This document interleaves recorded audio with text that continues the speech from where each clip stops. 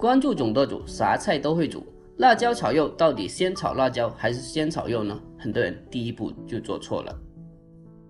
首先我们把螺丝椒切成滚刀块，红辣椒切2个搭配颜色，再准备1块不要钱的猪肉，然后切成厚厚的薄片备用。再准备一点姜蒜还有豆豉。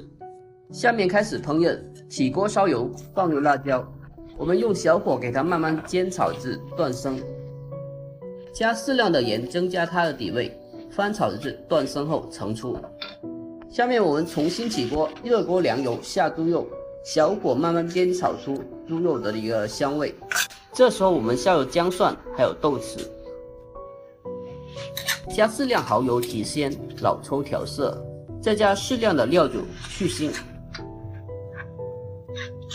这时候倒入辣椒，加适量的生抽、白糖、鸡精调味。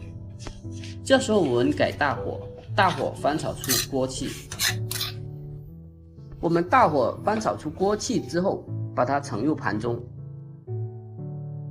这样做法的辣椒炒肉比饭店里的小炒肉还要更加的好吃，大家不妨可以试做一下。喜欢的可以双击收藏，我们下期见。